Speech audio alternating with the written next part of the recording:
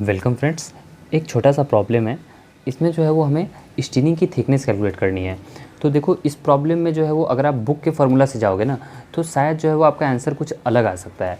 तो आपको जो है वो बेसिक से आपको एकदम अप्रोच करना है ताकि आपका गलती ना हो। तो देखो, जैसे विदाउट कैंटलेज का एक अलग फार्मूला है और विथ कैंटलेज का अलग फार्मूला है।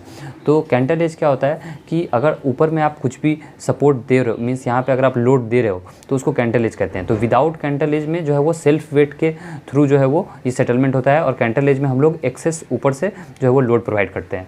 तो ये फार्मूला कैसे ड्राइव हो रहा है वो मैं आपको बता देता हूँ। तो ये देखो कि जो फर्स्ट पोर्शन है यहाँ पे, तो वो आपका जो है वो आप देखो π/4 इंटू ये, जैसे अगर सर्कुलर यहाँ पे जो वेल है तो इसका ये वॉल का पोर्शन है, इसका एरिया है, ओके। और मल्टीप्लाइड बाय जो है ये यूनिट वेट ऑफ कंक्रीट और इनटू हाइट। तो यानी कि ये हमारा आ गया स्टीनिंग के मीन्स इसके सेल्फ वेट की वजह से जो वेट आ रही है वो, और इसको रेसिस्ट कौन कर रहा है, तो रेसिस्ट कर रहा है फ्रिक्शन, यानी कि जो सरफेस एरिया है πdh और इनटू फ्रिक्शनल फोर्स।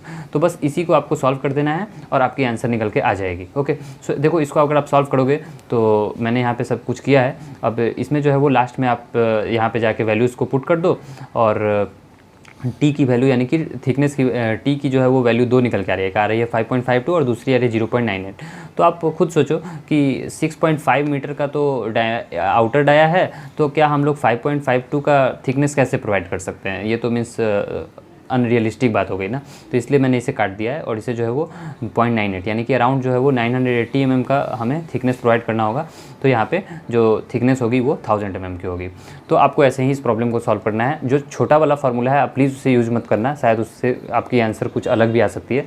लेकिन आप इस बेसिक से फार्मूले से जाओगे तो आपका आंसर सही आएगा।